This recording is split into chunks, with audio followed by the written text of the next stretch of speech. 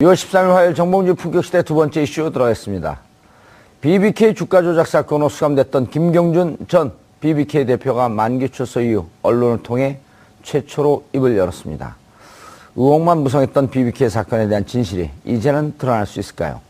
이 문제와 관련해 지금부터 자세한 이야기 나눠보도록 하겠습니다. 고지열 시사인 기자 계속 자리하고 계십니다. 김남국 변호사 자리하셨습니다. 안녕하세요. 예. 최진봉 성공회대 교수 자리하셨습니다. 안녕하십니까. 예. 시청자 여러분들께서도 샵 5400으로 다양한 의견 보내주시기 바라겠습니다.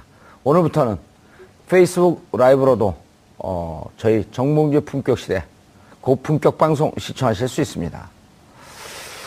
고지열 기자님, 네. BBK 하게 되면 시사인도 빠질 수 없죠. 예, 저희도 BBK 덕분에 피를 많이 봤습니다. 그래요? 그래도 가장 정확하게 취재했잖아요. 그러니까 가장 결정적인, 검사들의 이 수사 압력, 예. 회유, 그런 메모를 저희가 그 대선 직전에 보도를 했고, 예. 그 메모에 대해서 검사들이 우르르 소송을 내서 명예훼손. 예. 이겼어요, 졌어요? 최종적으로는 저희가 극복했습니다. 그 뭐예요? 이전년 전년이니까 뭘 극복을 해요? 좀 애매한 표현인데, 예. 어쨌든, 저희가 약간의 게임비 냈지만 그래도 극복은 했는데, 어쨌든, 기자 개개인에게 다 냈나요? 아니면 지사인 그 언론사에다 냈나요? 이제 저희 시사인 쪽에 한 거에 대해서 어느 정도 그런데 저희 명분도 살리는, 그러니까 그 보도가 잘못된 거나 그런 문제 있는 그런 것은 아니고, 예. 그러나 이제 어떤 명예훼손이라는 게 사실의 적시도 그런 걸리는 부분도 또 있고 그렇지 않습니까? 이제 그 정도 선에서 정리했습니다. 예. 저도 그 형사소송법에 따라서 1년형을 받았는데, 예. 검사들이 자신들이 수사 기록을 가렸다, 숨겼다라고 한 부분에 대해서 여러 명이 명예훼손을 걸었거든요. 예. 그리고 제가 무죄가 나왔어요. 민사에서는. 예. 충분히 제기할 수 있는 문제 제기다. 명예훼손과, 그러니까 사실은 이제 명예훼손이 성립하느냐 아느냐와 관련해서 예. 가장 이제 중요한 부분은 결국에는 공익성을 띠느냐라는 아마 그 부분이었을 그렇죠. 것 같습니다. 특히나 이제 정봉주 의원님께서 그때 당시에 문제 제기를 했던 것 자체가 어떤 이명박 대통령에 대한 명예를 훼손하고자 했던 것도 아니었고 그런 것도 좀 있었어요. 예, 그다음에 이제 그 수사를 했던 예. 검사들에 대한 어떤 물론 비판도 그렇죠. 있지만 예. 그런 것들이 전부 다 공익적인 어떤 근거를 뒀기 때문에 사실상 민사소송에서 국회의원 신분이었었는데. 예, 그러니까 그렇기 때문에 민사소송에서 승소를 했던 것으로 보입니다. 교수님, 이 BBK 이번에 보도가 됐어요. 그 한 언론사에서. 그렇죠. 그 2580인가요? 네, 2580이죠. KBS, MBC예요? MBC인데 MBC, 예. 평소의 모습과 다른 행동을 보여서 좀 놀라긴 했습니다. 그 기자가 와서 PD하고 기자가 와서 저한테 인터뷰를 하면서 회사에서 맡고 있다 이렇게 얘기 안 하고 그렇죠. 어렵게 취재를 하고 있기 때문에 도와주십시오. 그러다 제가 그랬거든요. 지난 거나 별로 신경 쓰고 싶지 않고 김경준 그냥 사기꾼이기 때문에 나는 못 믿겠다. 그랬더니 어렵게 하고 있고 회사에서 계속 맡고 있다라고 얘기 안 하고 어렵게 하고 있기 때문에 좀 도와주십시오. 그런데 이번에 나간 다음에 반향이 좀 있었어요. 그렇죠. 그러니까 그만큼 국민들이 이 분야가 깨끗하게 정리가 안 됐다고 하는 것을 인식하고 있는 거예요. 이명박 전 대통령이 대통령 당선되고 나서 묻힌 거 아니겠습니까? 그렇죠. 사실 이게 엄청나게 문제가 될 수 있고 이게 만약에 대통령 당선될 가능성이 있는 사람이 아니었다고 하면 탈탈 털려서 엄청나게 피해를 당했을 거예요. 처벌을 당하고. 김경준 어머니가 그랬잖아요. 둘이 동업을 했는데 죄가 있으면 둘 다 감옥에 살아야 되고 죄가 없다고 하면 둘 다 안 살아야 되는데 누군 살고 누구 안 사는 게 말이 되냐 이게. 이게 권력을 가진 자와 권력이 없는 사람 간의 차별이지 않습니까? 예. 이런 문제가 사실은 이제 시사맥은 2580에서 처음 터뜨렸지만 이번 이제 이 정국에서 앞으로 이 문제를 정부가 적극적으로 나서고 검찰이 적극적으로 나서서 조사를 해야 한다고 생각합니다. 국민들이 아직도 의혹을 갖고 있는 부분 아니겠습니까? 또 김경준 씨 어찌 보면 물론 본인도 죄가 있지만 억울하게 옥살이를 한 거 아닙니까? 특별한 사람 때문에 억울하다는 표현은 좀 그렇고요. 어쨌든 사기는 사기예요. 사기는 사기죠. 근데 사기인데 두 명 중에 한 명이 사는 거죠. 그렇죠. 그러면 둘 다 살아야 되는데. 그리고 그 분이 자기가 사기를 치면서 같이 공모했다는 사람을 얘기하고 있는데 왜 공범은 처벌 안 하냐는 거예요. 그건 이따 법조원 한번 좀 따라보죠. 저희가 아까 좀 정정해야 될 게 있을 것 같습니다. 그 BBK 검사들이 저희 시사인에 소송 걸었을 때 6억을 걸었었거든요. 근데 1심에 저희가 3,600만 원 배상하라는 판결을 받았었어요. 그런데 저도 좀 기억이 가물가물했는데 다시 찾아보니까 저희가 대법원에서 확정 완벽하게, 그러니까 원고패소 저희는 완벽하게 이겼어요. 아, 그렇죠. 나도 이긴 것 같았는데 뭉개 갖고. 네, 그래서 저는 일심 트라우마가 너무 강해서. 아니, 그러니까 회색 옷을 입고 와서 회색 분자가 됐나? 애매모호하게 얘기해갖고. 예. 그런데, 예. 자, 이제 이게 그 재수사. 사실 재수사가 어렵잖아요. 예, 쉽지는 않습니다. 예. 그러니까 일반적으로 클로즈된 사건, 그러니까 수사를 해서 이제 종결지은 사건, 깜짝 놀라게. 예, 종결된 사건을 재수사한다는 건 쉽지가 않습니다. 그러나 재심 청구 어떻게 법적인 과정을 한번 설명해 그러니까 해봐주세요. 굳이 뭐 이것은 뭐 판결이 됐다라고 한다면 재심이라는 어떤 절차를 거쳐야 되는데 이 불기소된 그러니까 기소, 그러니까 이명박 전 대통령에 대해서는 불기소된 처분이기 때문에 이것에 대해서 뭐 따로 재심 절차를 걸쳐야 되거나 그래야 되는 것은 아닙니다. 그러니까 새로운 어떤 수사를 다시 할 만한 어떤 새로운 증거가 나온거나 그렇죠. 아니면은 지금까지 된 어떤 수사와 증거 자료가 있지만 그 수사를 뒤엎을 만한, 그러니까 지금까지 수사를 했는데 그 수사가 잘못됐다는 것을 뒤엎을 만한 어떤 새로운 증거가 나온다라고 한다면 검찰에서 충분히 이것은 다시 수사를 할 수 있다라고 봐야 되고요. 그 당시 이제 뭐 여러 가지 수사가 잘못된 부분을 많이 짚어볼 수는 있겠지만 사실은 그 김경준 씨가 이명박 전 대통령의 그 BBK와 관련된 연루가 되었다라는 증거들을 굉장히 많이 제출했었습니다. 예. 뭐 그 외에도 뭐 저희가 뭐 보도된 내용으로도 뭐 광운대 특감을 하면서 BBK는 내가 설립했다라는 내가 그런 없어요. 발언, BBK는 설립했다라는 예. 그런 발언도 물론 이제 거기에 가로가 쳐져 있었죠. 예. 그러니까 뭐 여러 가지 그런 것들이 있었는데 전부 다 김경준 씨가 주장한 것들은 물적 증거는 위조됐다라고 이야기를 했고요.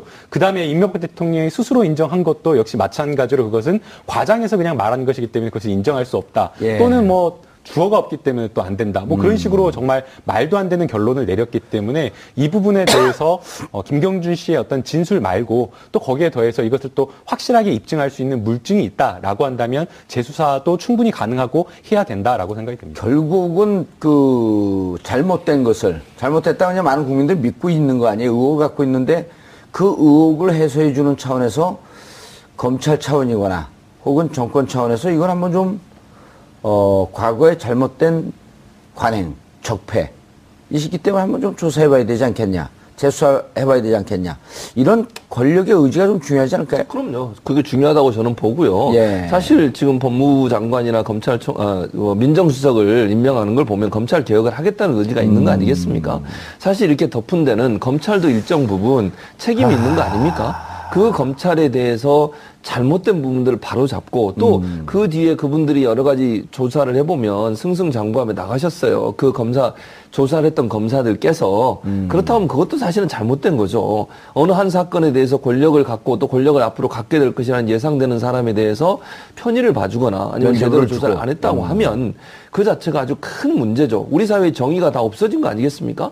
나라를 나라답게 만들겠다고 촛불을 들었고 그 촛불 혁명으로 당선된 대통령께서 이 부분을 그냥 넘어가시면 안 되는 것이고 적폐청산이라는 문제뿐만 아니라 국민들이 의혹을 갖고 있는 부분들을 명확하게 밝힐 필요가 있다는 생각이 듭니다. 그러니까요. 이게 법적으로는 고재혁 기자님, 법적으로는 저도 이제 몇몇 변호사들, 몇몇 의원들이 말씀을 하시길래 법적으로는 이게 새로운 증거가 나와 이제 재심 청구할 수 있다. 그리고 사안을 좀 뒤집을 만한. 검찰이 정치적으로 수사했기 때문에 재수사해라라고 하는 건 대단히 좀 곤란하다는 게 이제 많은 법조인들의 견해인데, 일단 사람들이 다 복잡하게 생각하는데 간단하게 좀 정리를 좀 해주시죠. BBK 사건이 어떤 사건이었는지. 그럼 BBK 사건 이제 간단하게 정리 전에 김경준 씨가 예. 이제 만기 출소해서 나갈 때 예. 재미있는 말을 했어요. 그러니까 I'll be back 비슷한 그 어떤 얘기를 했었냐면 미국으로 돌아가면 진상 규명을 위해 나설 것이다. 그리고 적절한 타이밍에 언론사와 인터뷰도 하겠다. 그런 얘기를 했었어요. 예. 그러니까 김경준 씨 입장에서는 박근혜 정부 안에서는 좀 어렵겠다라고 예. 봤던 거죠. 그러니까 정권 교체가 될 때까지 기다렸던 것이고, 그리고 지금 이제 추방된 상태이기 때문에 국내에 돌아올 수 없지만 법무부 장관이 필요로 하면은 입국도 가능합니다. 그러니까 만약에 지금 그리고 인터뷰를 할 때 보면은 당시 법원은 이명박 전 대통령과 BBK가 연관됐는지 여부에 대해서 판단을 한 적이 없다.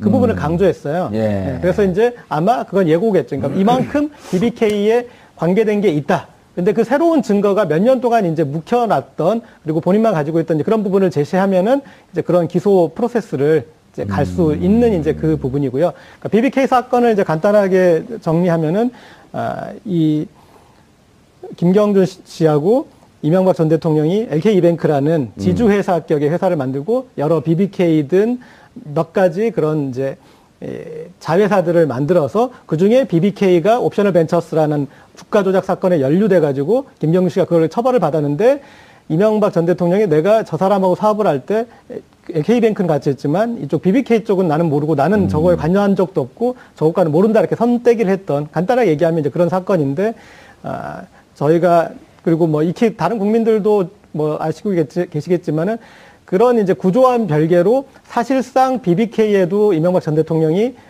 관여했다라는 게 여러 증거로 추정할 수 있고 예. 그리고 사실상의 뭐 LK이뱅크니 BBK니 당시 몇 개 회사들이 같은 사무실에서 같은 인원들이 같은 역할을 했던 거의 동일한 회사로 봐도 무방하다. 뭐 이런 걸로. 핵심이 이제 BBK가 이 주가 조작하는데 사용됐던 그 수백억의 돈 예. 중에 가장 크게 투자가 된 게 다스라고 하는 회사란 말이에요. 예. 근데 다스는 이명박의 형, 그다음에 이명박의 처남이 명의상 소유로 되어 있지만 실질적으로는 현대에다가 현대자동차에다 시트를 납품하는 이명박 대통령의 실소주인 회사다라고 이렇게 알고 있단 말이에요. 그렇죠. 그리고 나중에 이제 그 돈이 들어간 거에 대해서 이명박 전 대통령은 뭐 이렇게 돈이 투자되는지도 몰랐다라고 이제 그런 식으로 하는데 사실 상식적으로도 말이 안 되지 않습니까? 형이 예. 동생이 이제 관여하는 회사에 투자하면 당연히 동생하고 상의라는 게 우리 어떤 상식인데 어쨌든 뭐 그런 것들. 그 다음에 나중에 이제 그 뒤에 이 돈에 대한 부분이 나타날 때 이제 실소유주가 누군가 유추할 수 있을 때 부분이 이제 이게 사기 사건이다 됐을 때 그럼 사기가 됐으면 얼른 소송을 걸어서 자기 돈을 빼와내야 되잖아요. 예. 그 시점이 다스가 상당히 늦습니다. 그러니까 나중에 그냥 명분상 이건 소송을 걸었다라고 볼 수 있는 이제 그런 예. 시점이고, 그러니까 여러 가지 정황에서 이것은 이제 사실상 이명박 전 대통령의 돈이다라고 볼 수 있는 부분들이 있는 거죠. BBK에 이제 다스에서 투자되는 돈이 190억. 예. 근데 190억이 투자되기 전에 도곡동 땅을 매각한 돈이 약 190억 정도가 다스로 들어갔다가 그게 이제 BBK로 투자가 된단 말이에요. 예. 그럼 도곡동 땅의 실소유주가 누구냐 하는데 검찰이 조사를 하고 제3자 소유다. 명의는 형과 그 처남 명의로 돼 있는 거거든요. 그 형 명의로 돼 있죠. 근데 형 명의는 아니고 제3자 소유다. 그리고 검찰이 오히려 의혹만 키워나요. 그리고 1995년도에 당시 한나라당에서 이 땅은 이명박 그 후보의 땅이어서 이 땅 문제 때문에 공천받는데 문제가 있다고 세계일보가 보도를 한단 말이에요. 그리고 국세청에 있던 안원구 국장은 그 내부 국세청 자료 중에 도곡동 땅은 이명박 땅이라고 하는 메모를 보았다. 이렇게 다 덮여버린 거예요. 그래갖고 이명박 실소유 땅이면 다스로 들어갔다 이게 BBK로 들어가면 결국 BBK는 이명박이 투자한 거 아니냐 이런 논리였거든요. 그렇죠. 그러니까요. 예, 이제 사실은 거기에 허점이 하나가 있습니다. 예. 물론 제가 이것을 지적하고자 하는 것은 아닌데요. 이제 사실은 돈이 그렇게 땅에 그 판 돈이 예. 매매 대금이 그 다스로 들어갔다가 다스에서 BBK로 갔다라는 것이 사실 이제 순차적으로 연결이 돼야 됩니다. 예. 근데 이제 그 당시에 이제 이 돈에 계좌 꼬리표는 없는 그렇죠. 거죠. 이제 예. 돈의 그 계좌 추적이나 이런 것을 해봤는데 다스 그 도곡동 땅에 판 돈이 이제 다스로 들어가지는 않았지만 예. 다스가 투자를 한 시점과 그 도곡땅 매매 대금을 받은 그 매매 거래 시점이 같다라는 겁니다. 같은 거죠. 예. 그런데 이제 그 당시에 다스의 그 회계 분식표를 보게 되면 이 190억이라는 돈을 어디선가 이렇게 차용해서 만들 그 구멍이 없었던 겁니다. 그렇기 때문에 자연스럽게 다스라는 이 회사가 물론 중소기업으로 건실했지만 그럼에도 불구하고 이 190억이라는 현금을 융통해서 투자를 할 정도라고 한다면 결국에는 회계장부에서 드러나지 않았다라고 한다면 도곡땅 땅밖에 없는 것 아니냐라는 그런 추정할 수밖에 없었던 겁니다. 근데 이 부분에 대해서 사실은 검찰이 좀 더 집중적으로 파고들어서 이 출처를 밝혀라라고 명확히 이야기를 해야 되는데 이 부분에 대해서 다스는 뭐 유동화 자금을 어떻게 해가지고 마련했다라는 그 다스의 그냥 해명을 그대로 믿어버리고 추가적인 수사를 하지 하지 않았던 것이죠. 단기 순이익이 연 순이익이 20억도 안 되는 회사였었거든요. 근데 190억을 투자를 해요. 그러니까요. 그건 상식적으로 이해가 안 되는 거죠. 예. 그 다음에 이제 또 이상한 점이 있습니다. 예. 아까 이제 고재열 기자님께서 이 다스가 BBK, 이게 사기 사건이면 당장의 투자금을 돌려달라고 해야 됩니다. 예. 그래서 실제로 다른 어떤 BBK 투자를 했던 투자자들은 다 바로 즉각적으로 투자 소송을 제기하거나 사기 고소를 하거나 해가지고 투자금을 돌려받죠. 다 돌려받았습니다. 그런데 이제 다스만 굉장히 뒤늦게 미국에서 소송을 제기를 했는데요.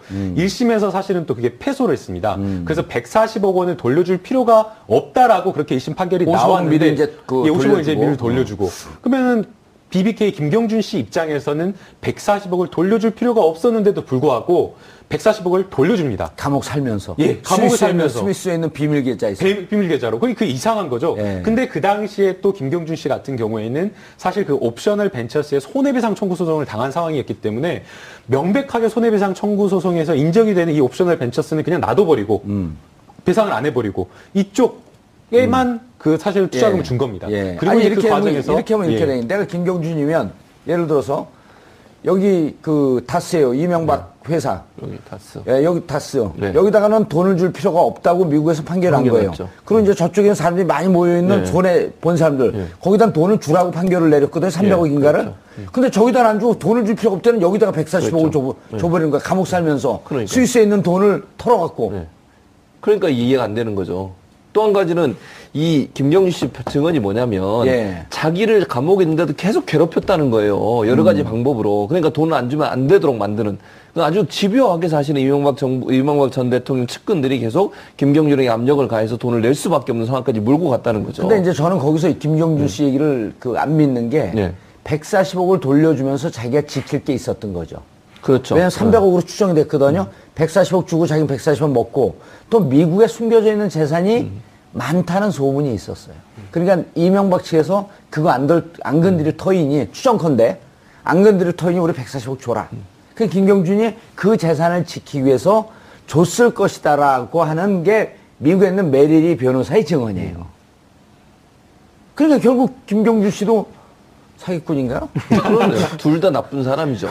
근데 이제 문제는 뭐냐면 둘 다 나쁜 사람인데 왜 한 사람은 처벌을 받고 그러니까 그게 문제예요. 왜 한 사람은 처벌을 안 받냐는 거예요. 그게 네. 사실은 국민들의 분노를 일으키는 거 아니겠습니까? 그러니까 둘 다 처벌을 받았으면 뭐 문제가 없는 건데 네. 어떤 한 사람은 그것 때문에 처벌을 받는 어떤 한 사람은 그것 때문에 처벌을 안 받고 승승장구하고 있다는 게 국민들한테는 분노를 일으키는 요소입니다. 그리고 대통령은 경호원 쓰지도 않는데 그 전직 대통령은 경호원을 엄청나게 쓰고 다니고 있고. 그러니까요. 경호처 축소했지 않습니까, 지금. 네. 문재인 대통령 같은 경우에는. 전직 대통령은 그 경호원을 많이 쓰면서 돌아다닐 이유가 있대. 뭐 불안하신가요?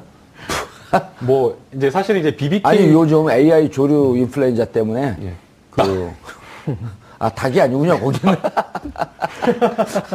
헷갈렸어요. 예. 사실은 이제 그 이명박 그 전 대통령이 BBK 주가 조작에 개입을 했느냐 개입하지 않았느냐 여러 가지 증거들이 있었습니다. 예. 근데 그 중에 이제 단적으로 BBK에서 옵셔널 벤처스를 통해서 주가 조작을 했을 때에 사용한 계좌가 두 개였는데 하나는 BBK 회사의 계좌였고요.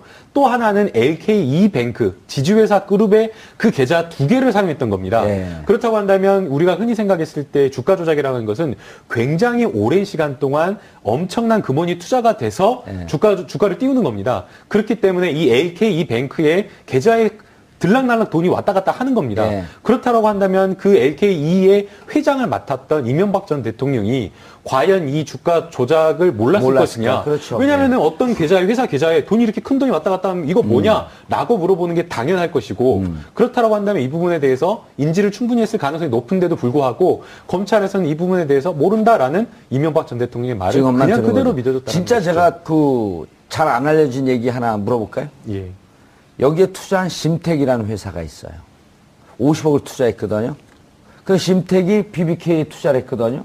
그럼 BBK 투자를 하는데 주가 조작 사건으로 막 문제가 돼. 그럼 심택은 어디에다가 돈을 돌려달라고 요청을 해야 되죠? BBK 했다고 해야 되는데요. BBK에다가 네. 해야 되는데 실은 가압류는 이명박 이명박 재산에 전 걸어요. 대통령. 네, 맞습니다. 근데 재산에 가압류를 거니까 법원에서 반려를 합니다. 그러면서 물어봐요. 소명을 하라 그래. 심택 그 이명박과 BBK가 어떠한 연관이 있어서 이명박 재산에 가압류를 거는지 소명하라.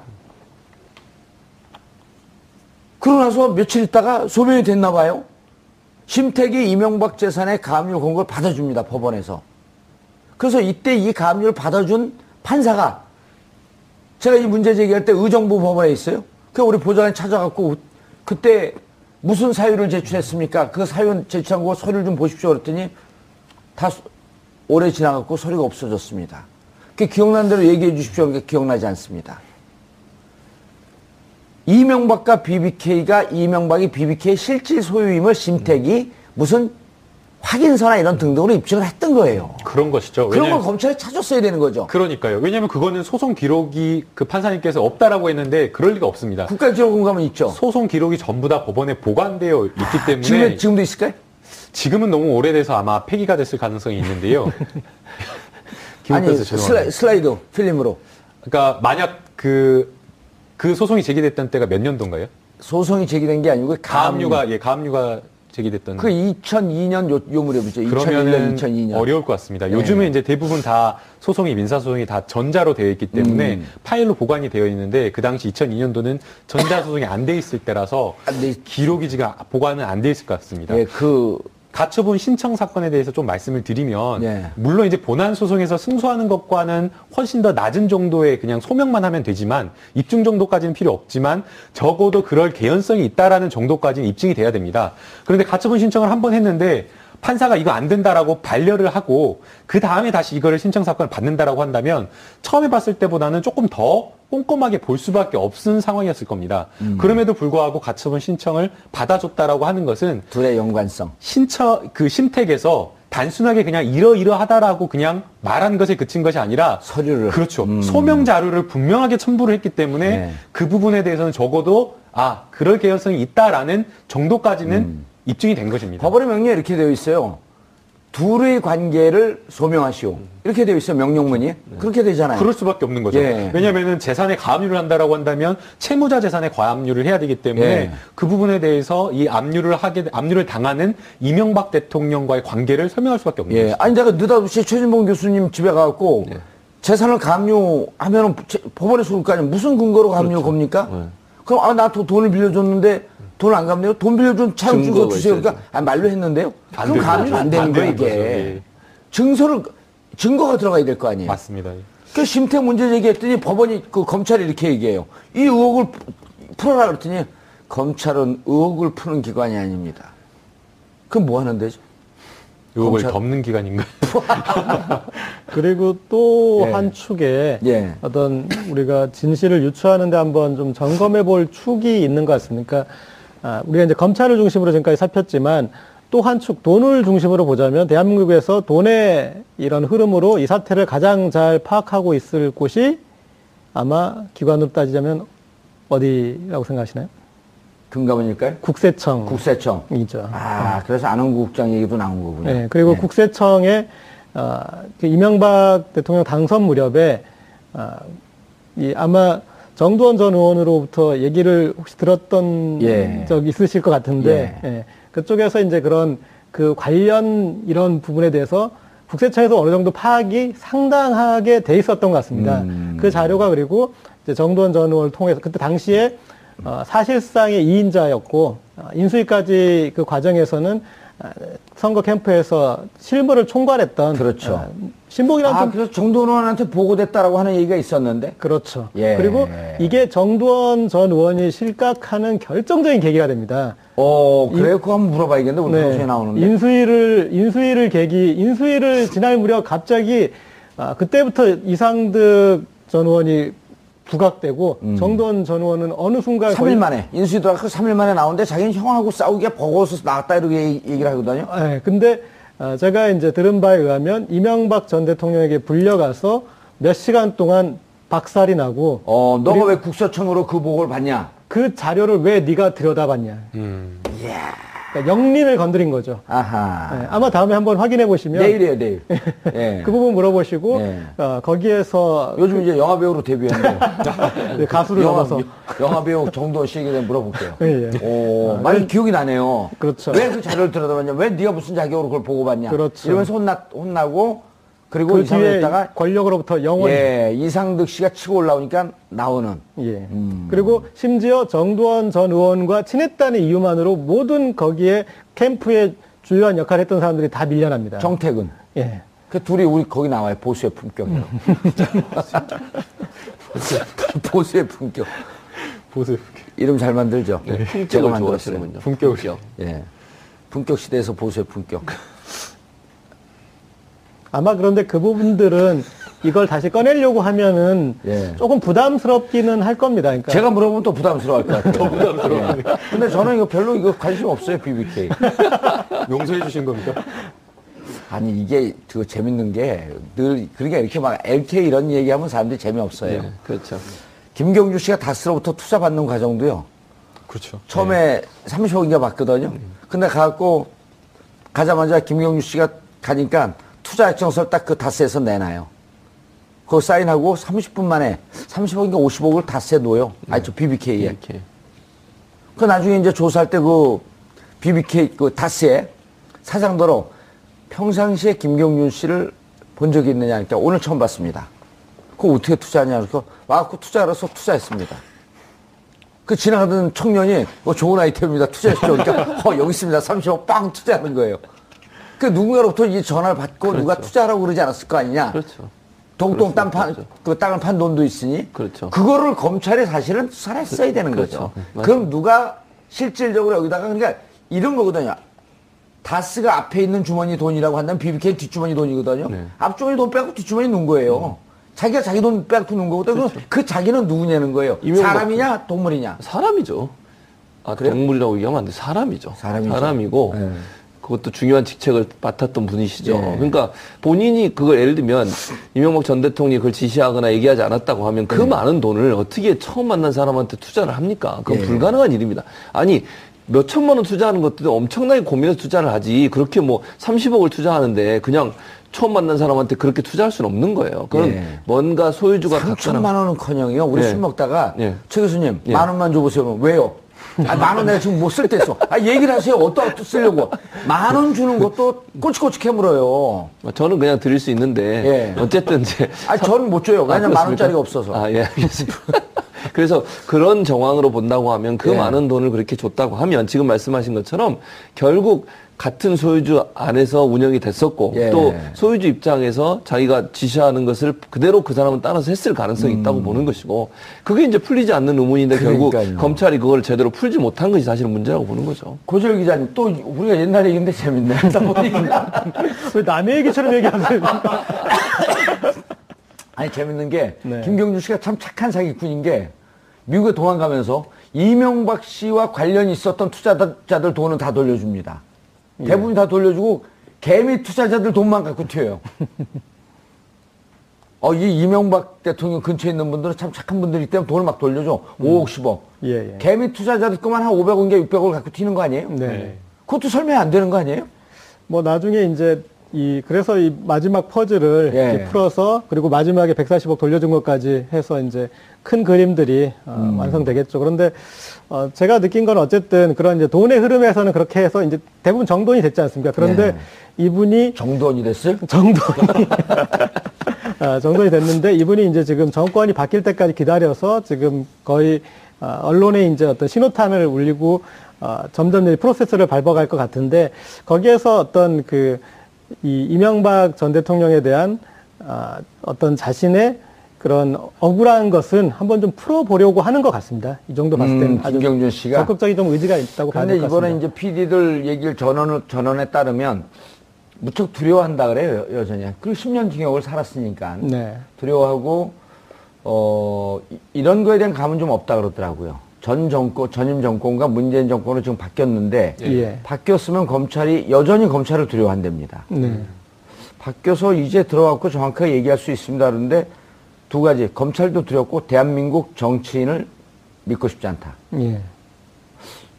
그런데 저는 조금 좀 다르게 보는 게, 예. 우리가 이 민주주의 학교가 있고, 그리고 또 오리지널 학교가 있지 않습니까? 학교에 갔다 오는. 예. 학교에 지금 9년 가까이 가서 공부 딱 갔다 왔죠. 공부 많이 하셨잖아요. 그러니까 대한민국 사회를 충분히 접하고 갔고, 그 다음에, 이분이 나가는 과정에서도 박범계 의원이 이렇게 코디네이팅도 해주고 그랬지 않습니까? 그렇죠. 예, 그러니까 정치인 지금 들었다고 그랬지만은 그런 지금 그 관련해서 정치인과 또 상의도 하고 있고, 그리고 이 감옥에 있는 동안 대한민국 사회가 어떻게 굴러가는지도 아하. 충분히 봤기 때문에 저는 좀 그렇죠. 이명박 박근혜 정권을 거치면서 또 촛불도 봤을 거란 말이에요. 네. 그리고 정권을 바꾸는 국민들의 힘도 보았고, 박범계 의원은 재심 꼭 해야 되겠다 라고 얘기를 해요. 박범계 의원을 믿을 수 있나요? 예, 박범계 의원님이시죠? 예. 예. 법무부 장관까지 거론이 되었다가 이번에 최종은 안 되셨는데 아니, 본인 스스로 예. 아무도 거론 안 되는데 그 혼자 거론했다가 또 혼자 그 올라가지도 않고 퇴임살 또 SNS에 또 SNS에 이제 겸손하게 하마평에 오른 것만으로도 고마웠다 이렇게 하면서 예.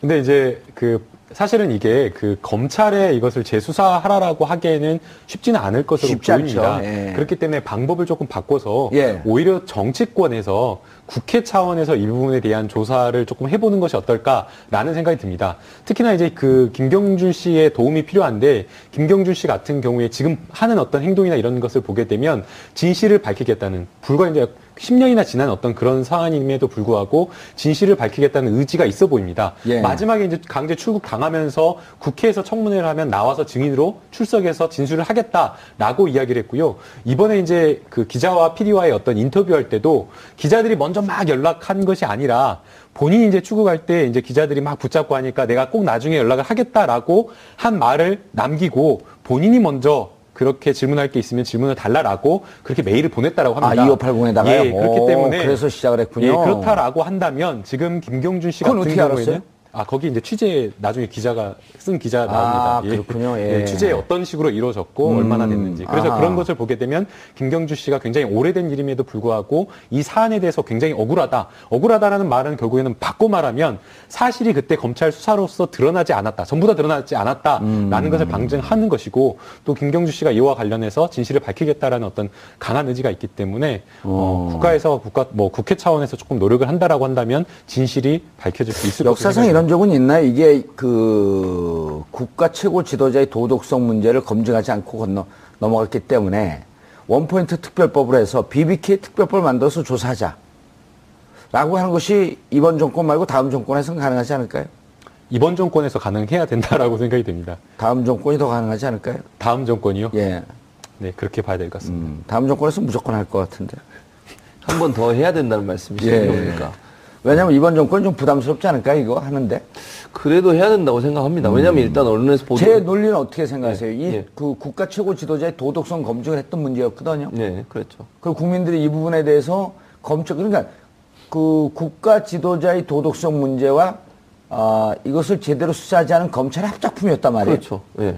그러니까 결국은 이런 거잖아요. 또 거기에서 1인자 최재경, 예. 2인자 김기동, 우병우 라인. 네, 그렇죠. 이번에 처벌 인사도 없었어요. 그렇죠.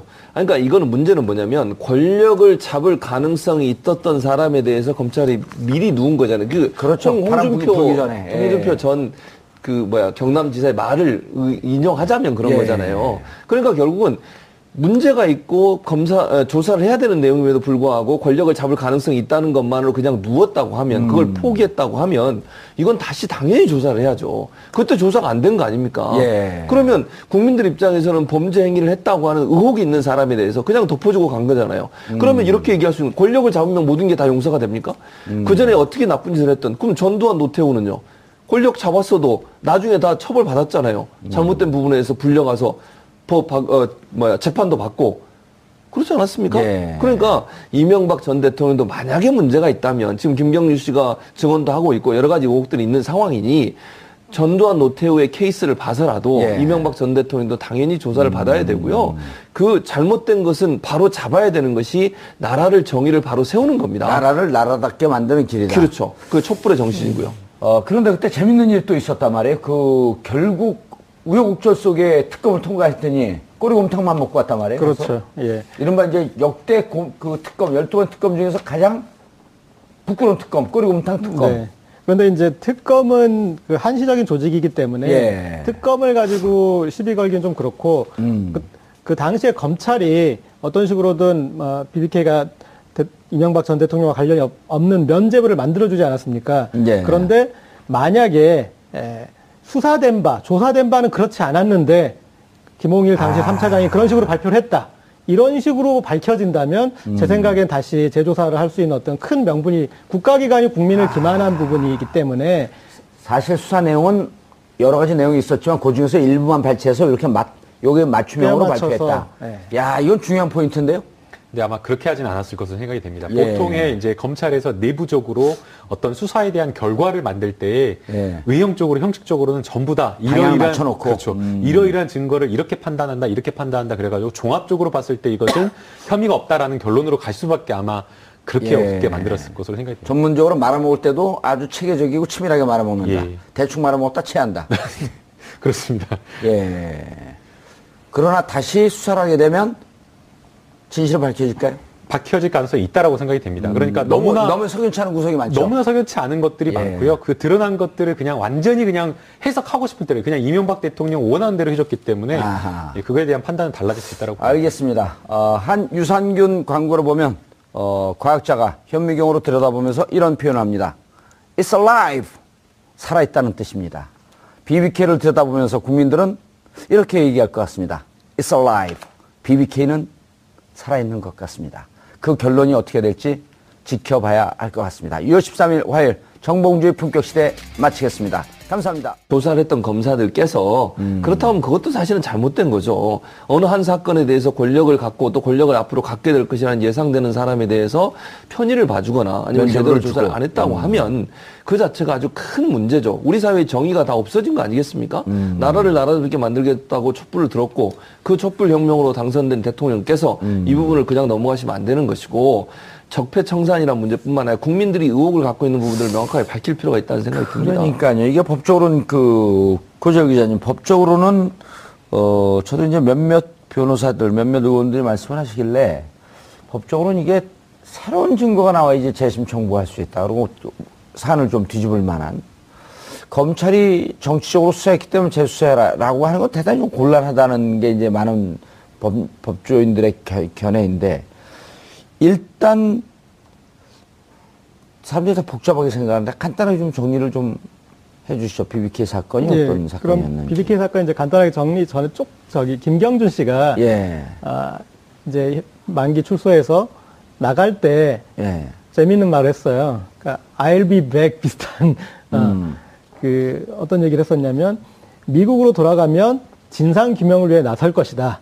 그리고 적절한 타이밍에 언론사와 인터뷰도 하겠다. 그런 얘기를 했었어요. 예. 그러니까 김경준 씨 입장에서는 박근혜 정부 안에서는 좀 어렵겠다라고 예. 봤던 거죠. 그러니까 정권 교체가 될 때까지 기다렸던 것이고, 그리고 지금 이제 추방된 상태이기 때문에 국내에 돌아올 수 없지만 법무부 장관이 필요로 하면은 입국도 가능합니다. 그러니까 만약에 지금 그리고 인터뷰를 할 때 보면은 당시 법원은 이명박 전 대통령과 BBK가 연관됐는지 여부에 대해서 판단을 한 적이 없다.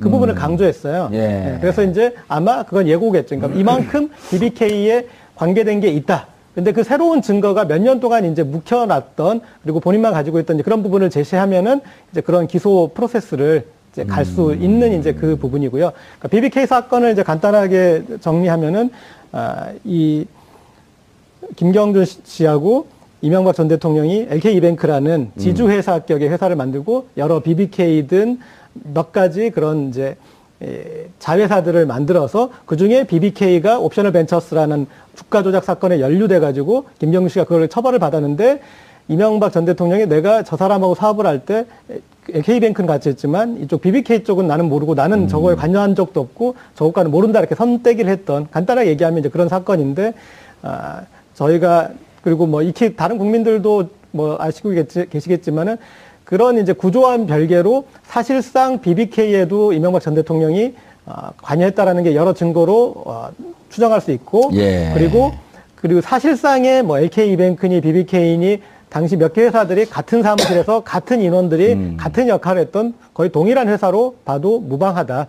뭐 이런 걸로. 핵심이 이제 BBK가 이 주가 조작하는데 사용됐던 그 수백억의 돈 예. 중에 가장 크게 투자가 된 게 다스라고 하는 예. 회사란 말이에요. 예. 근데 다스는 이명박의 형, 그다음에 이명박의 처남이 명의상 소유로 되어 있지만 실질적으로는 현대에다가 현대자동차에다 시트를 납품하는 이명박 대통령의 실소주인 회사다라고 이렇게 알고 있단 말이에요. 그렇죠. 그리고 나중에 이제 그 돈이 들어간 거에 대해서 이명박 전 대통령은 뭐 이렇게 돈이 투자되는지도 몰랐다라고 이제 그런 식으로 하는데 사실 상식적으로도 말이 안 되지 않습니까?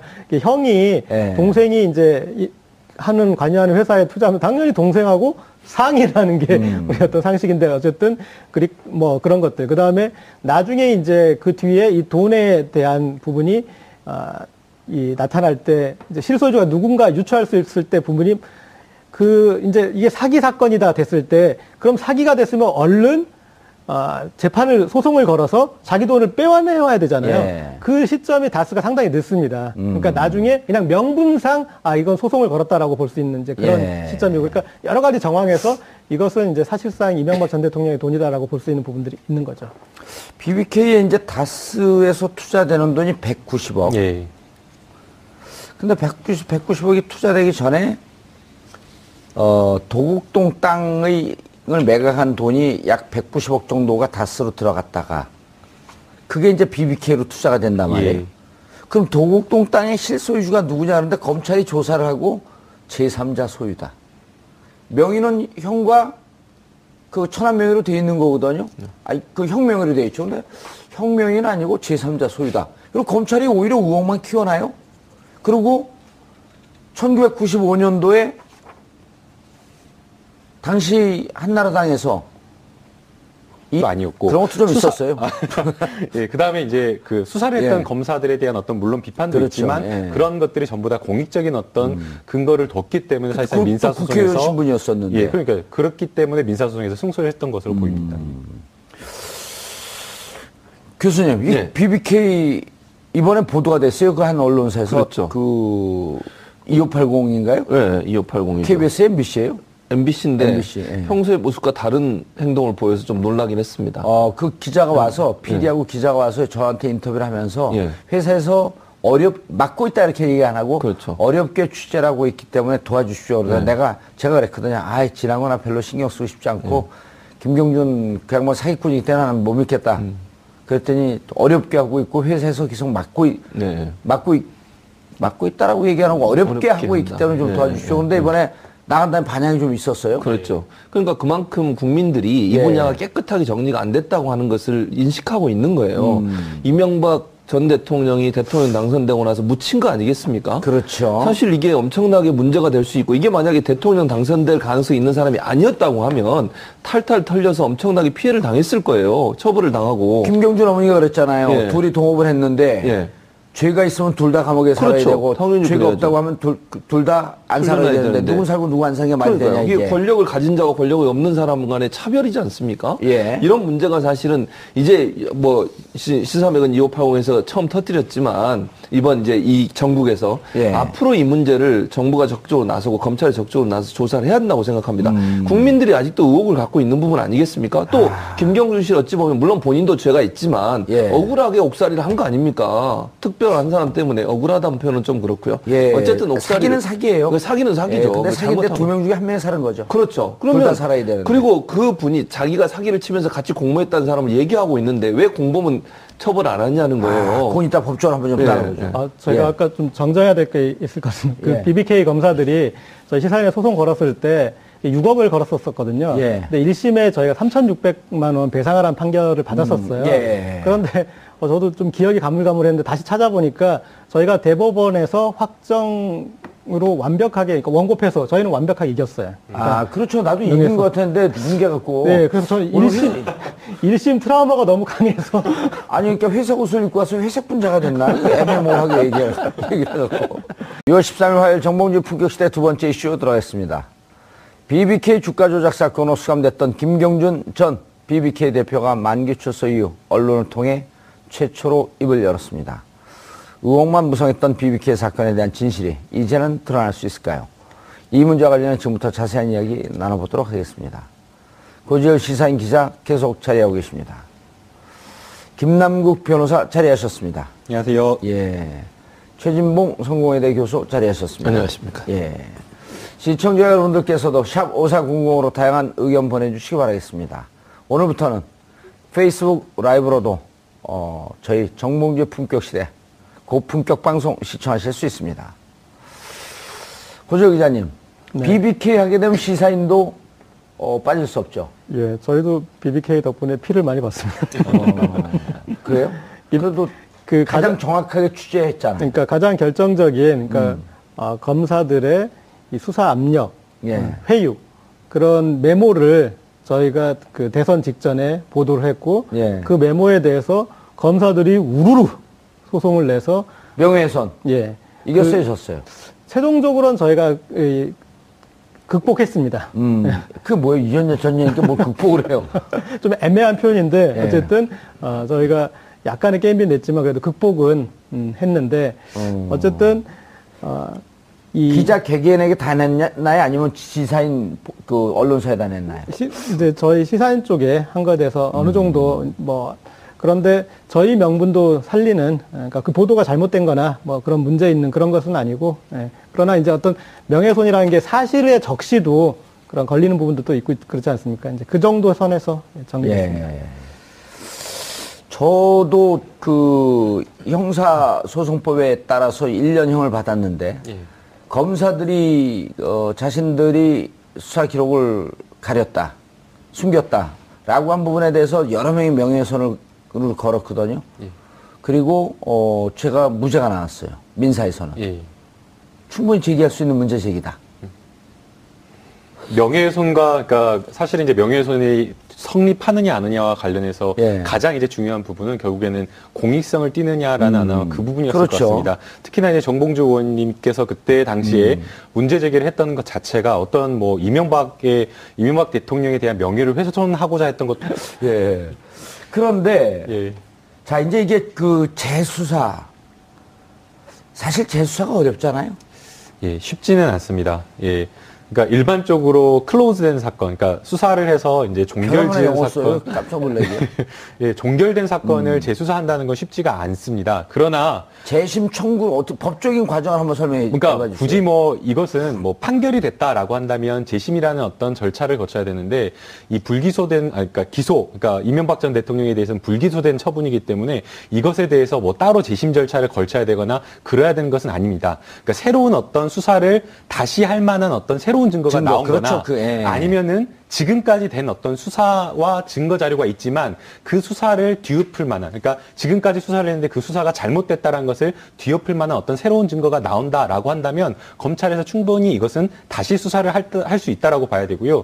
그 당시 이제 뭐 여러 가지 수사가 잘못된 부분을 많이 짚어볼 수는 있겠지만 사실은 그 김경준 씨가 이명박 전 대통령의 그 BBK와 관련된 연루가 되었다라는 증거들을 굉장히 많이 제출했었습니다. 예. 뭐 그 외에도 뭐 저희가 뭐 보도된 내용으로도 뭐 광운대 특강을 하면서 BBK는 내가 설립했다라는 내가 그런 없어요. BBK는 설립했다. 설립했다라는 예. 그런 발언도 물론 이제 거기에 가로 갇혀져 있었죠. 예. 그러니까 뭐 여러 가지 그런 것들이 있었는데 전부 다 김경준 씨가 주장한 것들은 물적 증거는 위조됐다라고 이야기를 했고요. 그 다음에 이명박 대통령이 스스로 인정한 것도 역시 마찬가지로 그것은 과장해서 그냥 말한 것이기 때문에 그것을 인정할 수 없다. 예. 또는 뭐 주어가 없기 때문에 또 안 된다. 뭐 그런 식으로 정말 말도 안 되는 결론을 내렸기 때문에 이 부분에 대해서 김경준 씨의 어떤 진술 말고 또 거기에 더해서 이것을 또 확실하게 입증할 수 있는 물증이 있다라고 한다면 재수사도 충분히 가능하고 해야 된다라고 생각이 듭니다. 결국은 그 잘못됐다 그냥 많은 국민들이 믿고 있는 거 아니에요. 의혹을 갖고 있는데 그 의혹을 해소해 주는 차원에서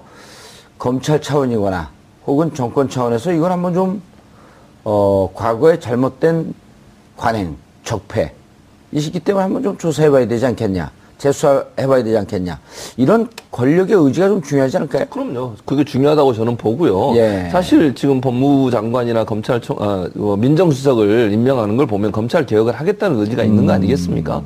사실 이렇게 덮은 데는 검찰도 일정 부분 책임이 있는 거 아닙니까? 그 검찰에 대해서 잘못된 부분들을 바로 잡고 또 그 뒤에 그분들이 여러 가지 조사를 해보면 승승장구하며 나가셨어요. 그 검사